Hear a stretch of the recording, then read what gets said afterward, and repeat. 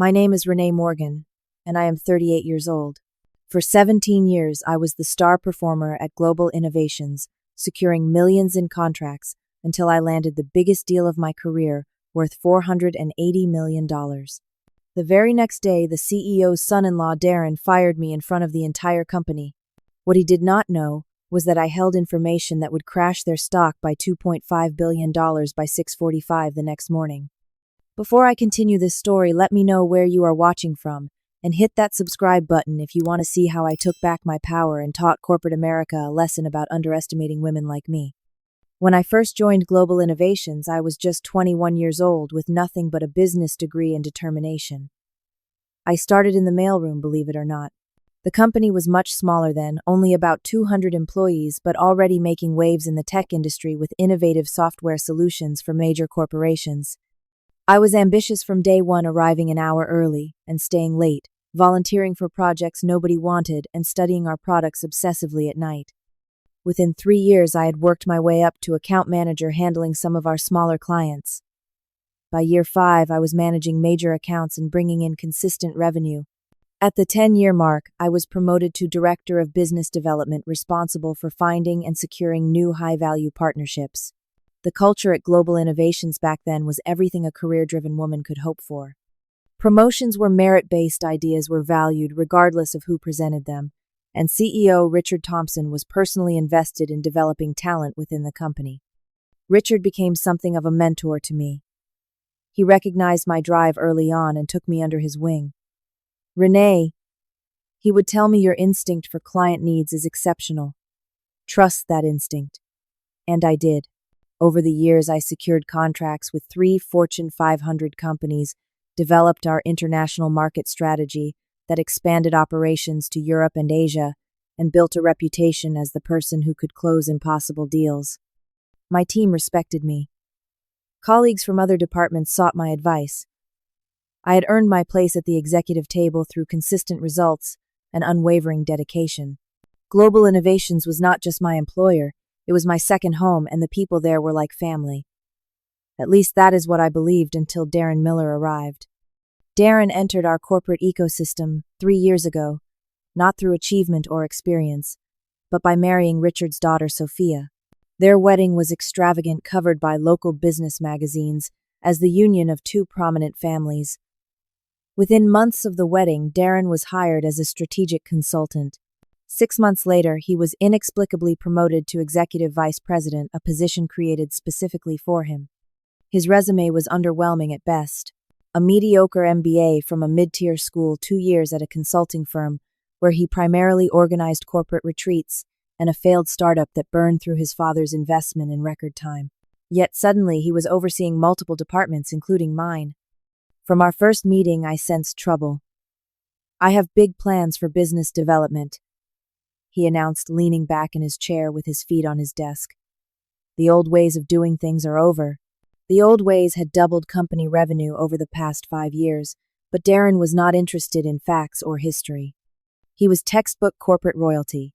Designer suits, luxury watch collection, country club membership he referenced in every conversation, and an uncanny ability to be elsewhere when actual work needed to be done. But he was always front and center for success announcements, smoothly inserting himself into achievements he had nothing to do with. Our relationship was strained from the beginning. He second-guessed my strategies in meetings, delayed approving my team's expenses, and frequently took credit for our successes in reports to Richard.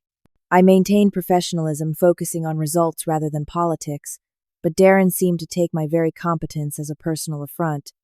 The tension remained largely beneath the surface until the TechSphere opportunity emerged.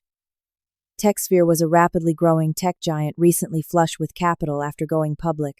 They were looking to overhaul their entire customer relationship management system, a massive undertaking worth potentially hundreds of millions.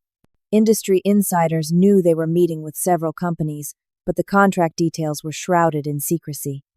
Landing TechSphere would be transformative for Global Innovations.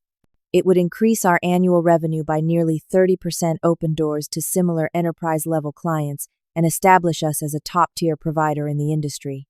When Richard called me to his office to discuss the opportunity, I could feel the weight of its importance.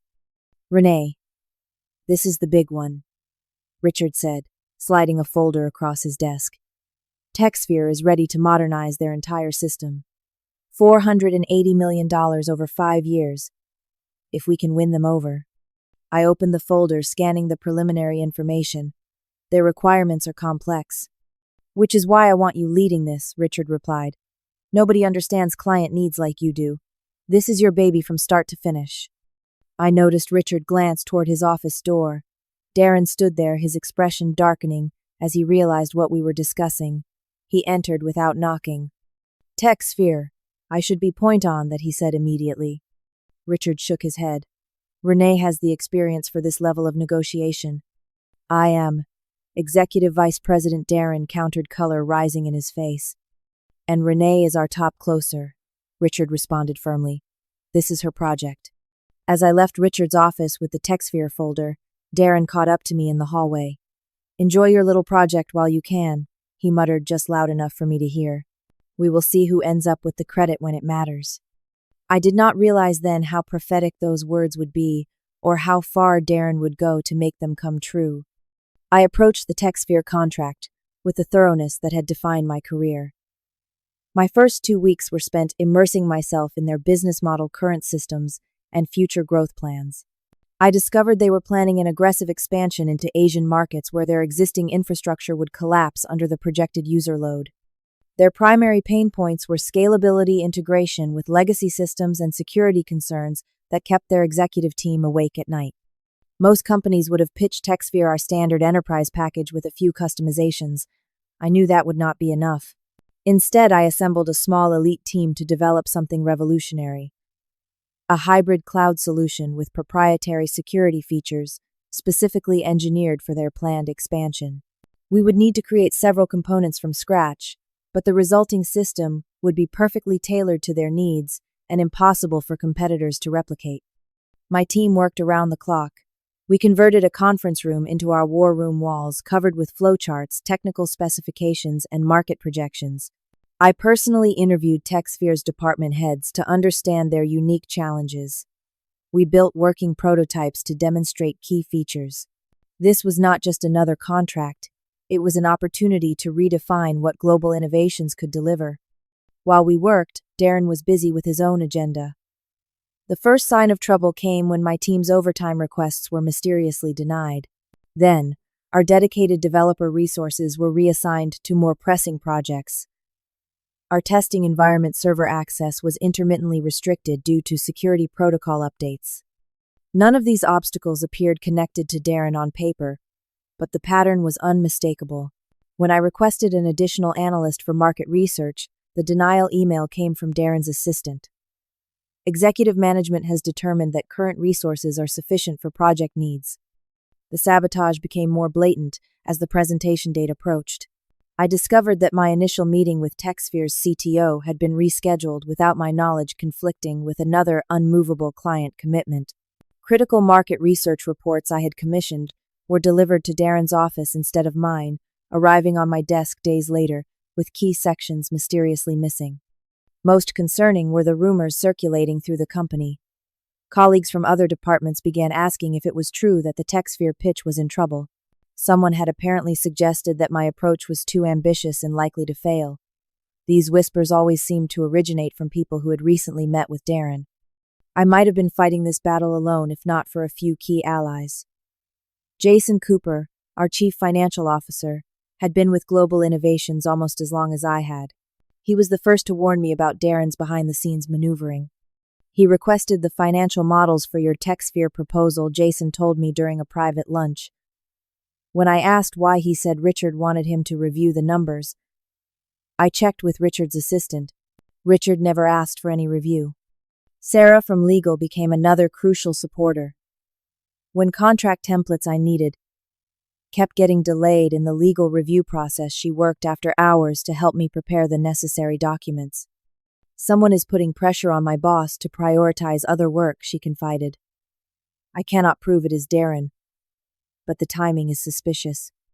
Even with these allies, I faced opposition from Darren's loyalists. Michael, his recently hired deputy, seemed to appear in our work area whenever we discussed sensitive aspects of the proposal. Information discussed in supposedly confidential meetings would somehow reach Darren's ears within hours. Amanda Richards' executive assistant for over a decade pulled me aside after one particularly frustrating day. "Be careful, Renee," she whispered. "Darren has been spending a lot of private time with Richard lately. He is telling a very different story about the TechSphere project than what I know to be true. The TechSphere negotiation itself presented enormous challenges beyond Darren's interference. We were competing against 3 other major players in our industry. Genesis Tech was offering a significantly lower price point, though their solution lacked the customization we proposed. Apex Solutions had a strong existing relationship with TechSphere's parent company. Merlinsoft had recently poached several former TechSphere executives who were now advocating for their proposal from the inside. During our second presentation to TechSphere's executive team, their general counsel grilled me on intellectual property rights for the custom features we proposed developing. Their CFO questioned our cost structure and implementation timeline.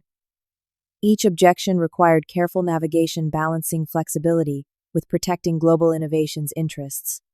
The most challenging moment came during a pivotal meeting with TechSphere's entire decision-making team. I was midway through demonstrating our security architecture when the conference room door opened. Darren walked in unannounced, apologizing for his late arrival to a meeting he had never been invited to. "I just wanted to ensure our friends at TechSphere heard about some recent adjustments to our implementation strategy," he said smoothly, pulling up a chair. He proceeded to outline modifications to our timeline and resource allocation that completely contradicted what I had just presented. TechSphere's CEO looked confused. "These changes seem significant. Is this the official Global Innovations position?" I maintained my composure with effort. "Mr. Miller is providing a theoretical alternative. The official proposal remains as I have outlined." The tension in the room was palpable as Darren and I exchanged tight smiles, the corporate equivalent of drawn weapons. Later, TechSphere's procurement director pulled me aside. "Your company seems to have some internal disagreement about this project. That concerns us." I assured him that Global Innovations was fully aligned behind my proposal, knowing I would need to deal with Darren's interference before it cost us the contract. What I did not know yet was how personally that confrontation would ultimately become. After 2 months of intensive negotiations, countless presentations, and navigating both external competition and internal sabotage, the final decision meeting with TechSphere arrived. Their headquarters occupied the top 10 floors of a gleaming downtown skyscraper, and their boardroom offered a panoramic view of the city that would normally have impressed me. That day, however, I was entirely focused on the 7 executives seated around the massive table. TechSphere had been silent for the past week, a common tactic to make vendors nervous and potentially offer last-minute concessions. I had prepared extensively for this final presentation, anticipating every possible question and objection.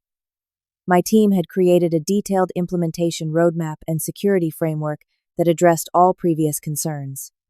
Most importantly, I had developed a unique proposal for the intellectual property rights that had been a sticking point. We would create a joint development lab where TechSphere engineers would work alongside our team, allowing them partial ownership of the resulting technology.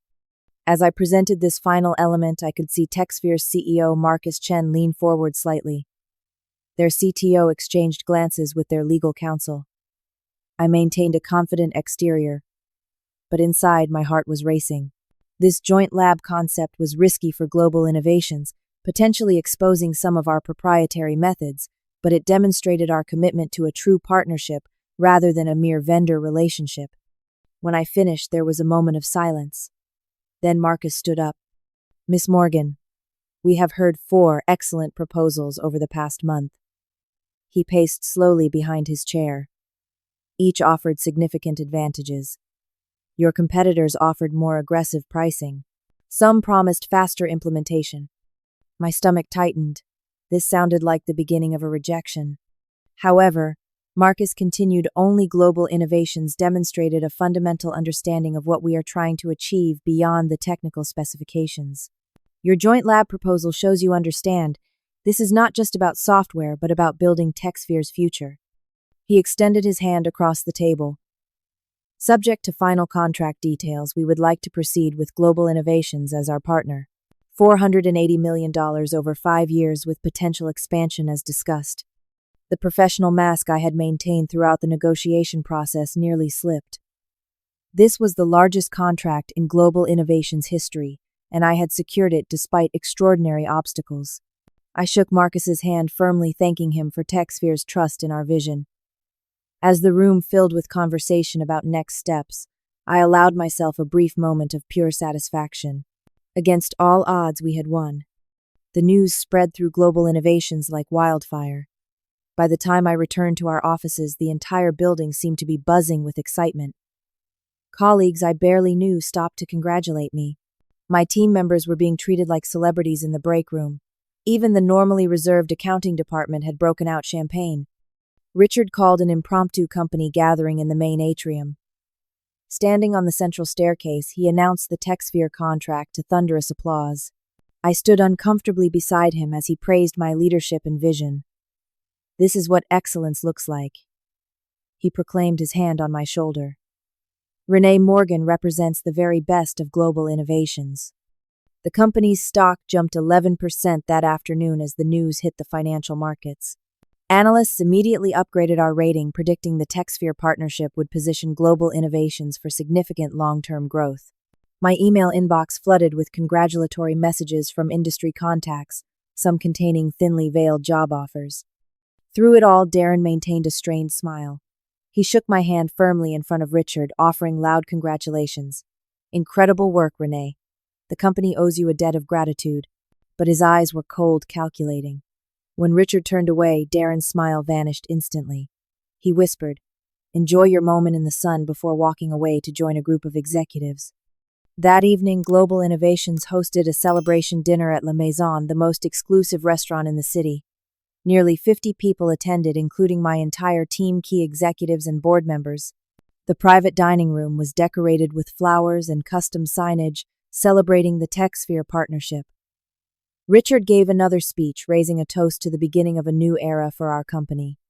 I was the center of attention, receiving compliments and questions from every direction.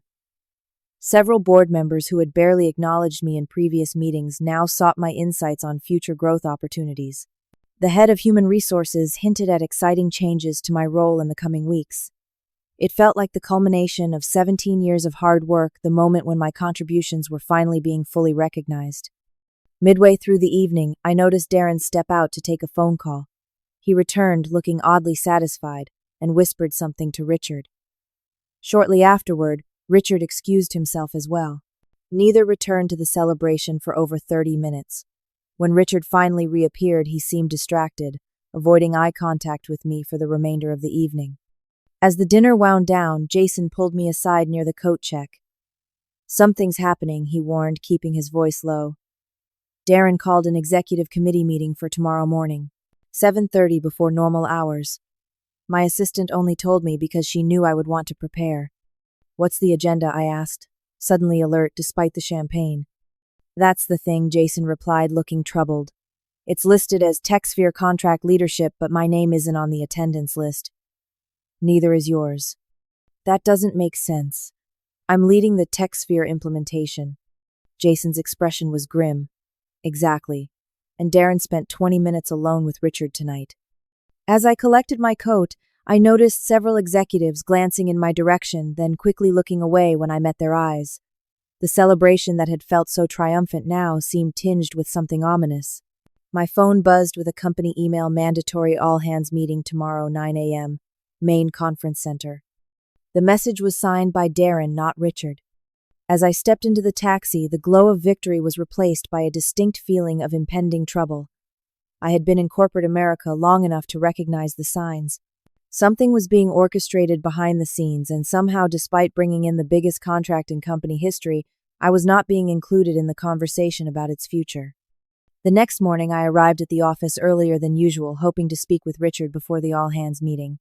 The security guard in the lobby greeted me with his usual friendly smile, but something felt different as I made my way to the executive floor.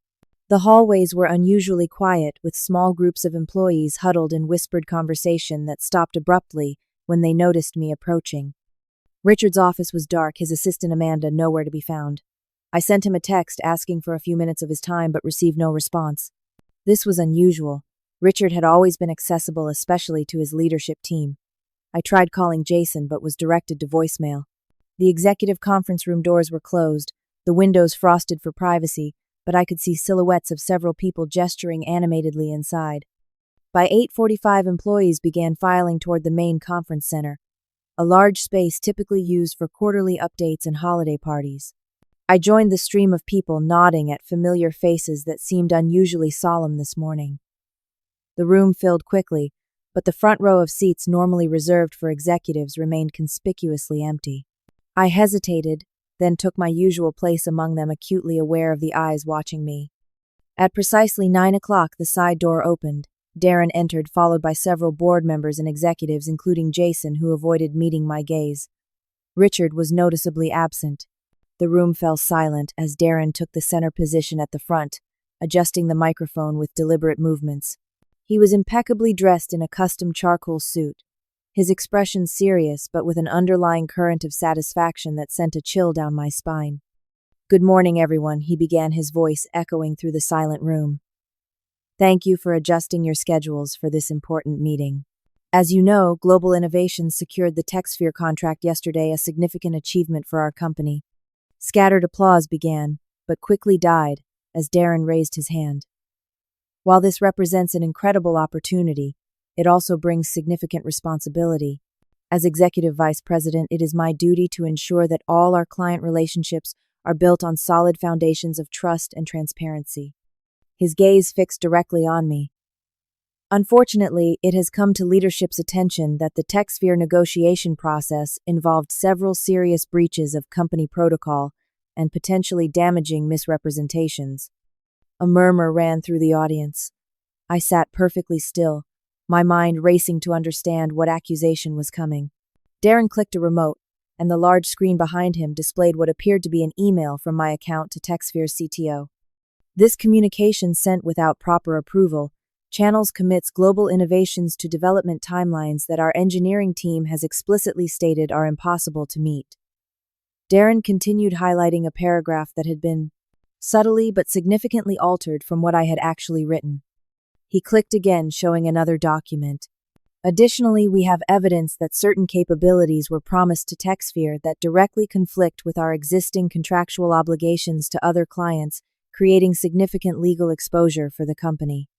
The document displayed was a presentation slide I recognized, but with key qualifying language removed, changing the meaning entirely. It was a masterful manipulation using authentic materials that had been carefully edited to support his narrative.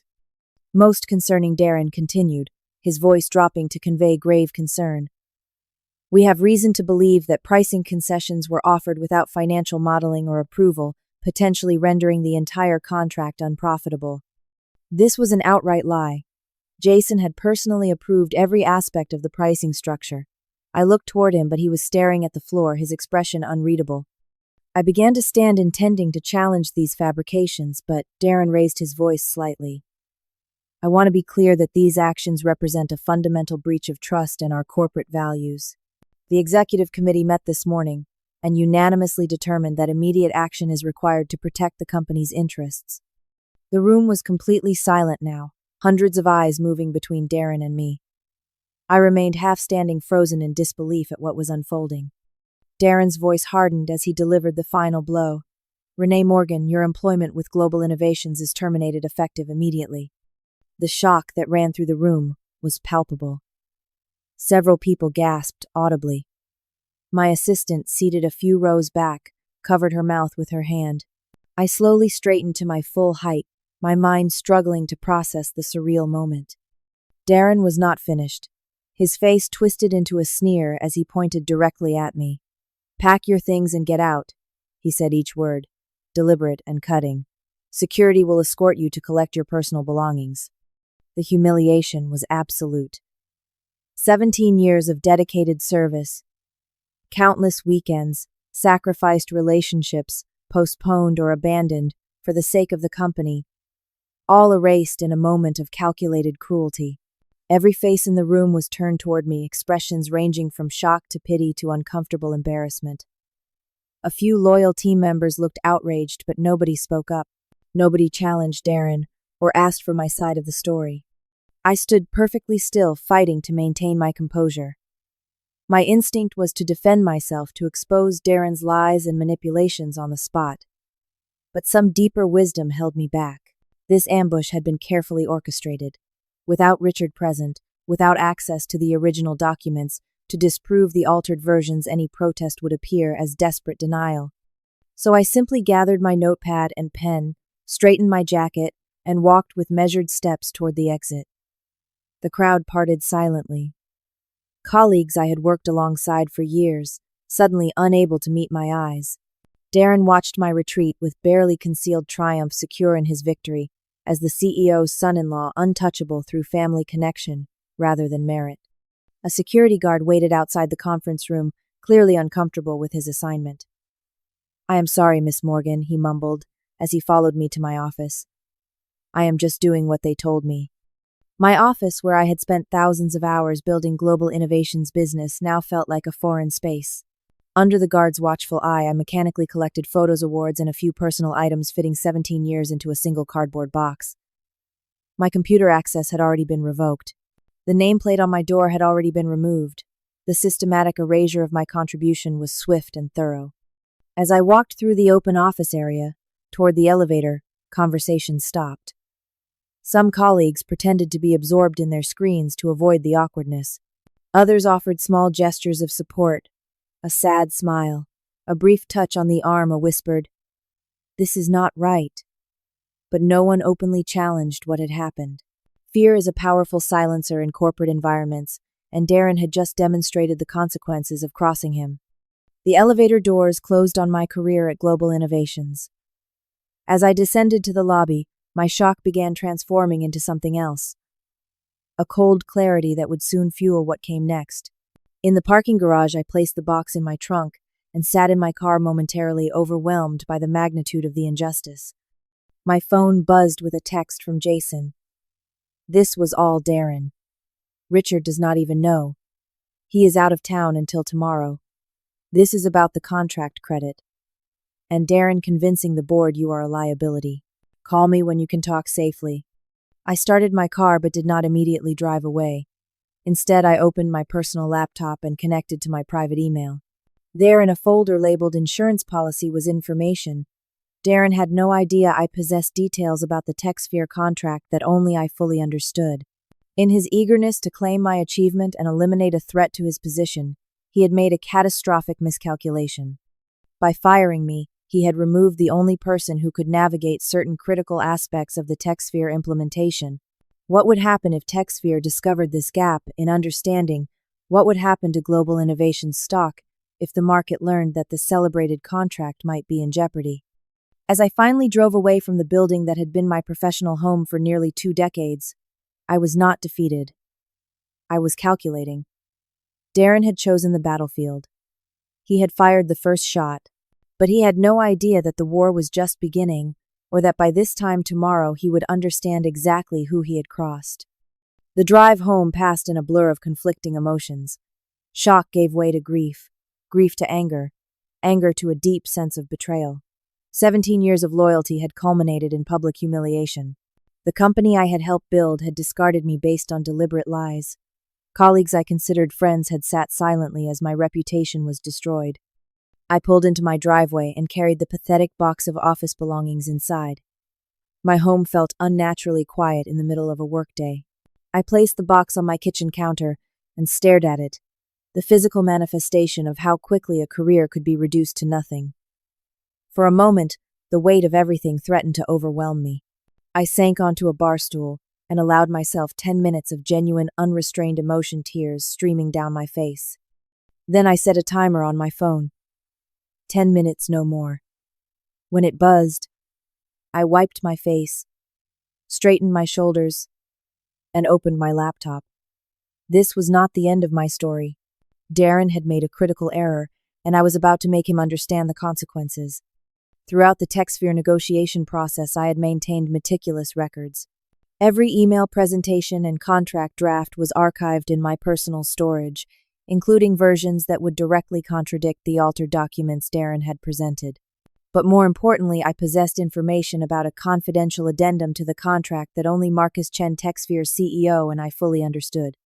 This addendum concerned the technical specifications for integrating TechSphere's proprietary customer data systems with our new solution. The integration required specialized knowledge of both systems and contained several non-standard protocols that we had agreed to develop. Without this precise understanding, the initial implementation phase would fail catastrophically, potentially exposing TechSphere customer data in the process. Darren, in his eagerness to claim credit and eliminate me, had no idea this addendum existed in its final form. It had been negotiated in a private meeting between Marcus and me, with only a general summary provided to Global Innovation's legal team. The full technical specifications were scheduled to be documented during the first implementation phase, which I was supposed to lead. I drafted an email to Marcus Chen, carefully structuring it as a professional courtesy rather than an act of revenge. I explained that I was no longer with Global Innovations and wanted to ensure a smooth transition for the important partnership. I attached the confidential integration specifications, highlighting several critical security considerations that required immediate attention before any implementation work began. I did not explicitly state that Global Innovations now lacked the expertise to properly execute these requirements. I did not need to. Marcus was technically sophisticated enough to read between the lines and understand the implications. Next, I prepared evidence of Darren's deliberate sabotage during the negotiation process. Emails showing his attempts to undermine the proposal, testimony from team members about resources being withheld, and most damaging, the original versions of the documents he had altered for his presentation. These I compiled into a comprehensive file but did not attach it to the email. That ammunition would be held in reserve depending on how events unfolded. I calculated the timing carefully. Global Innovations stock had closed at a record high following the TechSphere announcement. Market analysts were projecting continued growth based on the landmark deal. The company's market capitalization had increased by over $2 billion in a single day on the strength of the contract I had secured. The optimal moment to send my email would be 6:45 the next morning, 15 minutes before pre-market trading began. This would give TechSphere executives time to read my message and potentially react before the market opened at 9:30, but not enough time for Global Innovations to formulate a comprehensive response. With my strategy set, I forced myself to eat something and try to rest. Sleep proved elusive, but I maintained my resolve. This was not about vengeance, I told myself. This was about justice, about refusing to be the victim of Darren's ambition and Richard's negligence in allowing his son-in-law unchecked power. At 5:30 the next morning, I reviewed my email one final time, verifying every attachment and carefully checking my language to ensure it was factual and professional. At precisely 6:45, I pressed send.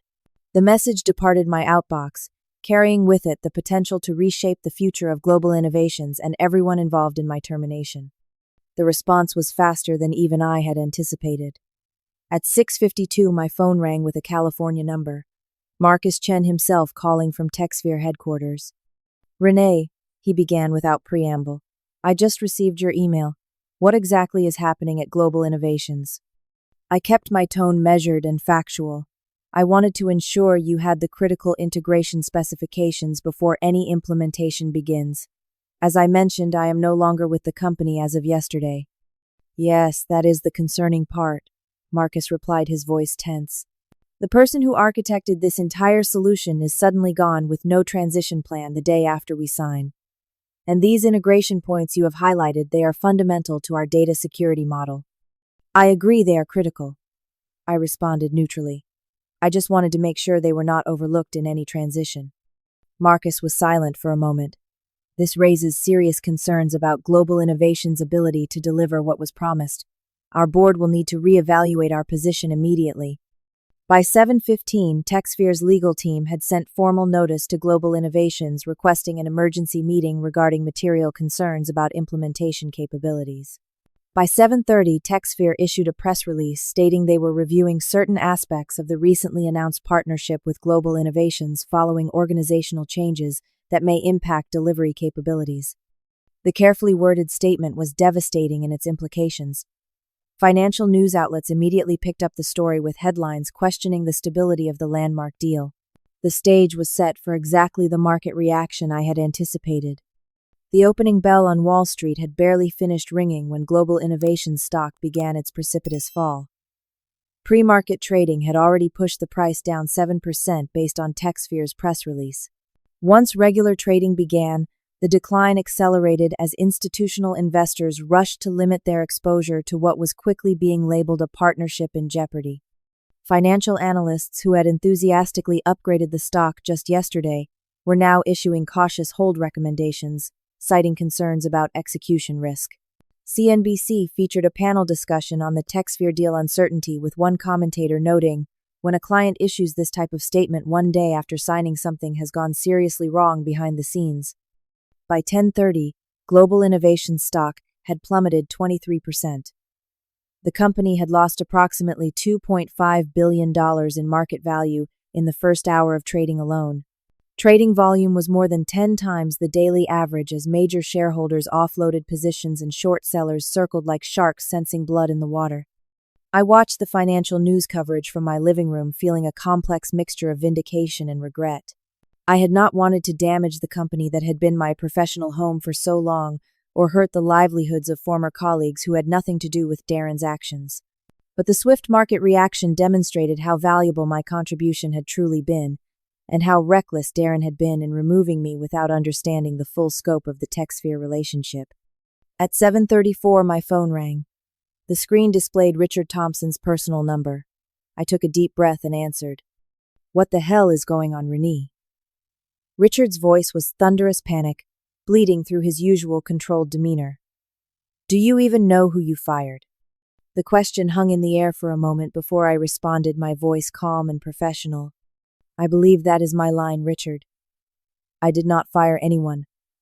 I was fired. In front of the entire company. Without your presence or any opportunity to defend myself against false accusations. I just landed from London an hour ago," Richard said, his voice slightly less aggressive. "I had no idea Darren was planning this. He told the board you had voluntarily resigned due to concerns about delivering on promises made to TechSphere."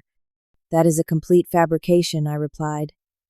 "Darren publicly fired me, claimed I had violated company protocols, and had security escort me from the building. He altered documents to support false accusations. All of this is easily verifiable by asking any of the hundreds of employees who witnessed it." Richard was silent for several seconds. "TechSphere is threatening to cancel the contract. Their CEO is demanding to speak with you, saying you are the only one who understands some critical technical requirement. Our stock is in free fall. I need you to come in immediately and help fix this." "I am no longer an employee, Richard. You should direct these concerns to your executive vice president, who was so eager to take over the TechSphere relationship." "Renee, please." Richard's voice had lost all its earlier fury, replaced by something close to desperation. 17 years. We have worked together for 17 years. I am begging you not to destroy everything over one terrible mistake." "A mistake," I echoed. "Is that what you call orchestrating my public humiliation and destruction of my professional reputation?" Darren did not make a mistake. He made a calculated decision to eliminate me and claim credit for my work. The emergency board meeting at Global Innovations convened at 11 a.m. in the midst of continuing market chaos. Jason called me afterward with a detailed account. The boardroom had erupted into shouting within minutes, as directors demanded explanations for the unfolding disaster. Darren had apparently tried to downplay the situation, initially claiming TechSphere was overreacting to routine personnel changes. That strategy collapsed when the board chair received a call during the meeting from one of TechSphere's board members, who bluntly stated they were preparing to cancel the contract unless specific concerns about implementation. Expertise were immediately addressed. When questioned directly about my termination, Darren finally admitted he had acted without Richard's knowledge, claiming he had evidence of protocol violations that required immediate action. When pressed to produce this evidence, the altered nature of his proof quickly became apparent to the technically knowledgeable board members. "It was a bloodbath," Jason reported. 3 board members explicitly called for Darren's termination on the spot. Richard looked like he had aged 10 years in a single morning. The stock is down 27% now, and trading was temporarily halted due to volatility. Institutional investors were calling for explanations. The company's largest shareholders had requested an emergency call with Richard to discuss leadership stability. Industry blogs were already publishing inside accounts of my firing with headlines like Global Innovations fires architect of landmark deal partnership collapses.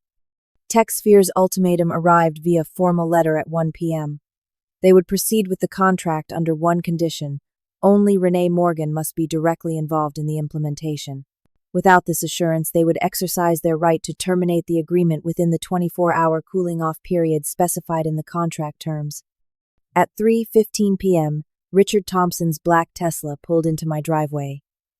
He sat there for nearly 2 minutes before finally emerging and approaching my door. Through the window, I could see he had not even bothered to change after his international flight. His normally immaculate appearance was disheveled, his face haggard with stress and lack of sleep. I opened the door before he could knock, but did not invite him in immediately. We regarded each other in silence for a moment, 17 years of history hanging between us. "You should have called first," I said finally. "I did not think you would agree to see me," Richard replied honestly. "Renee, I need to apologize in person. What happened was inexcusable. I had no knowledge of Darren's actions, but that does not absolve me of responsibility. I failed you as a leader and as a friend." I studied his face, looking for any sign of insincerity or manipulation. Finding none, I stepped aside to allow him entry. We sat in my living room, the financial news still playing silently on the television, the scrolling ticker showing Global Innovations stock down 29%. "TechSphere will only proceed if you are involved," Richard stated directly. "The board has authorized me to offer whatever terms you require to make that happen. Name your price, Renee. Whatever you want." I had spent the morning considering exactly this scenario, determining my requirements if such an offer came. This was not about money. It was about recognition, respect, and ensuring nothing similar could happen to anyone else at the company. "I have 3 non-negotiable conditions," I replied. "First, I want the position of Senior Executive Vice President reporting directly to you with explicit authority over all client relationships and implementation processes." Richard nodded immediately. "Done." "Second, Darren leaves. Completely. No advisory role, no golden parachute, no face-saving consultancy. He is terminated for cause today."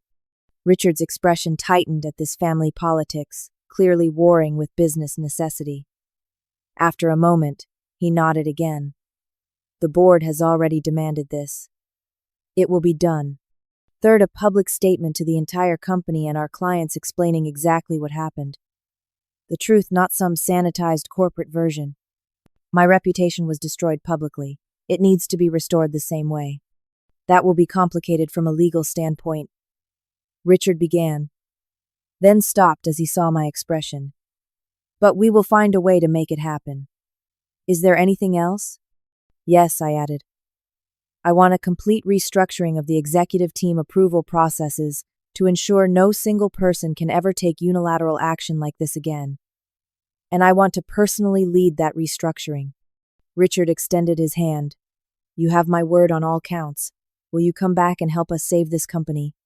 I did not immediately take his hand. "I need to be clear about something, Richard. I did not orchestrate this market reaction as revenge. I simply made sure TechSphere had the information they needed about the implementation requirements. Their reaction was based on legitimate business concerns." "I understand," Richard said quietly, "and in a way that makes it worse. Darren did not just act unethically. He acted with complete disregard for the company's actual interests. He did not understand what he was destroying." Finally, I shook his hand. "I will come in tomorrow morning. Have the paperwork ready, and have Darren's office cleared before I arrive. I will not work in the same building with him, even for a day." As Richard left, the weight of the past 24 hours finally began to lift. This had never been about revenge. It was about justice, about standing up for myself when no one else would. Tomorrow would begin the long process of rebuilding trust, both with TechSphere and within Global Innovations itself. The company would recover, though the stock might take months to regain its former value. Some lessons come at a high price, but they are rarely forgotten. The next morning, I arrived at Global Innovations headquarters with mixed emotions. Stepping into the lobby felt surreal after the trauma of my exit just 2 days earlier. The security guard who had escorted me out now greeted me with an awkward smile and a respectful nod.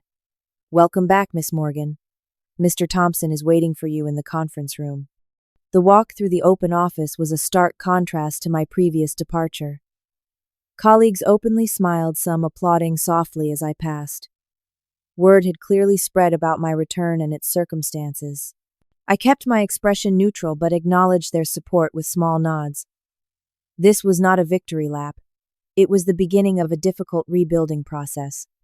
Richard and the company's legal counsel were waiting with a comprehensive employment agreement. The terms were exactly as discussed. Senior Executive Vice President position, direct reporting line to Richard, explicit authority over client relationships, and a substantial compensation package that reflected my new status. I reviewed every detail carefully before signing, no longer taking anything on faith alone. "The board has unanimously approved your return and new position," Richard explained.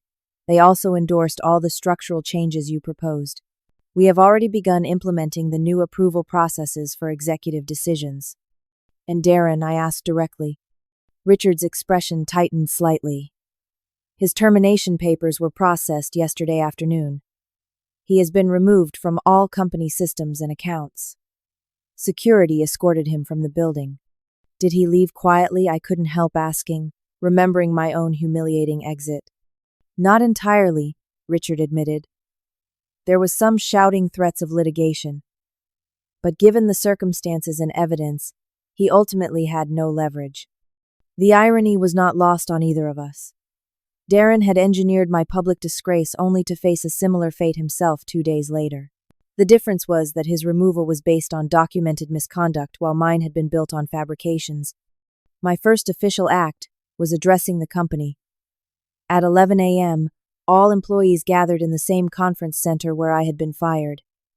The symmetry was deliberate. Richard introduced me briefly, then stepped aside, giving me the floor to set the tone for this new chapter. 2 days ago, I stood in this room under very different circumstances. I began, my voice steady. Today, I want to speak openly about what happened and where we go from here.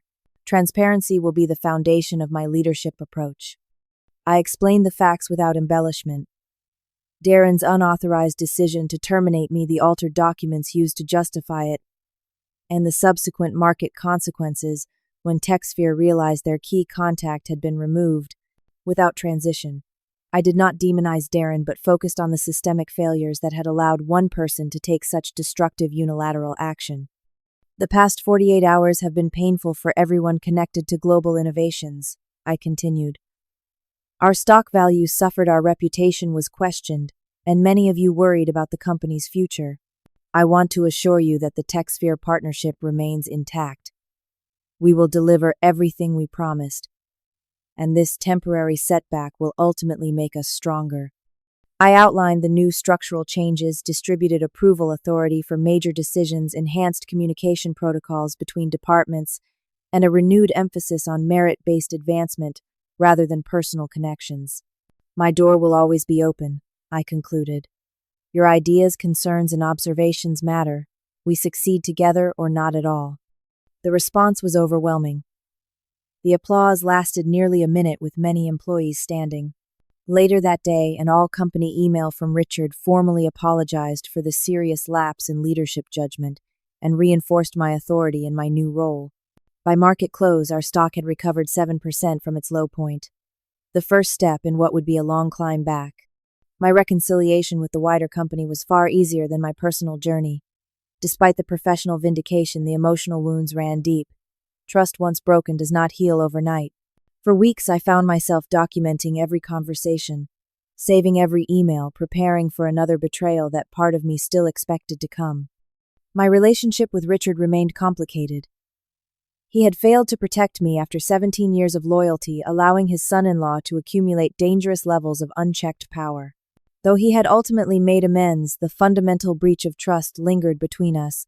Our interactions were cordial and productive, but lacked the warmth and mentorship dynamic that had characterized our previous relationship. TechSphere proved an understanding partner through the turmoil. Marcus Chen and I spoke frankly about what had transpired, and he expressed admiration for my professionalism throughout the ordeal. In a strange way, he told me during our first implementation planning meeting, this incident reinforced our decision to partner with Global Innovations. Seeing how quickly the company recognized its error and took decisive action to rectify it tells us more about its true character than any sales pitch could. The implementation process proceeded smoothly under my guidance. 3 months later, when the first phase delivered on time and exceeded performance expectations, our stock finally regained its pre-crisis value. 6 months after that, we had not only recovered but reached new market highs as additional clients impressed by our work with TechSphere signed major contracts. Throughout this period of professional success, I worked on my personal healing as well. The experience had fundamentally changed me.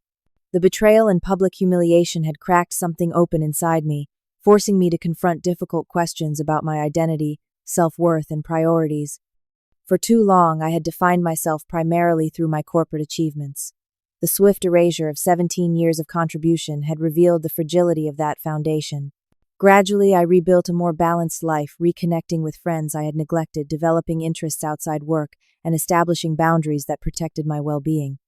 I also found unexpected purpose in mentoring others, particularly women navigating male-dominated corporate environments.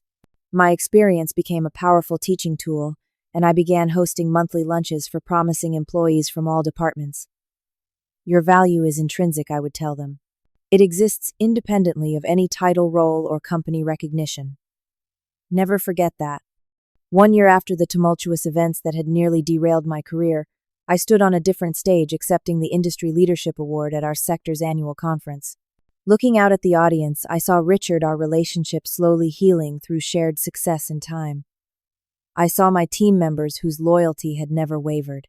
And I saw new faces, talented individuals attracted to the company culture we were now deliberately cultivating.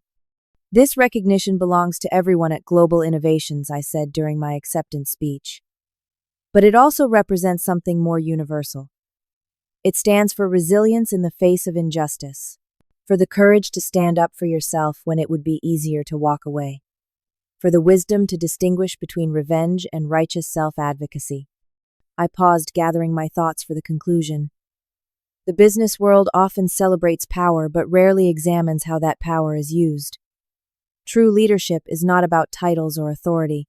It is about integrity, accountability, and creating environments where everyone can contribute their best work without fear. That is the standard to which I hold myself, and to which I believe we should hold each other. The most profound lesson from my experience was not about corporate politics or strategic maneuvering. It was about the quiet power of knowing your own worth independent of external validation. When Darren orchestrated my firing, he believed he was stripping me of everything that mattered. What he did not understand was that my value was never contingent on his recognition of it. In the crucible of that public humiliation, I discovered a resilience I had not known I possessed, the professional skills that made me valuable to Global Innovations, the integrity that earned TechSphere's trust, the relationships I had built through years of honest dealing. These could not be taken away by one person's destructive actions, no matter how publicly they were performed. Today, Global Innovations operates with a fundamentally different power structure. Decisions are more collaborative advancement, more transparently meritocratic. Richard remains CEO, but with governance checks that prevent the concentration of influence that made Darren's actions possible. And I continue to lead with the hard-won wisdom that only comes from having been broken and rebuilding yourself stronger than before. Have you ever stood up for yourself when it would have been easier to walk away, or witness someone being treated unfairly in a professional setting? Share your story in the comments below. And if this resonated with you, please hit that subscribe button and like this video so others can find it too. Remember, your worth is not determined by a title or someone else's perception. Thank you for listening to my story, and may you find the courage to advocate for yourself when life tests you.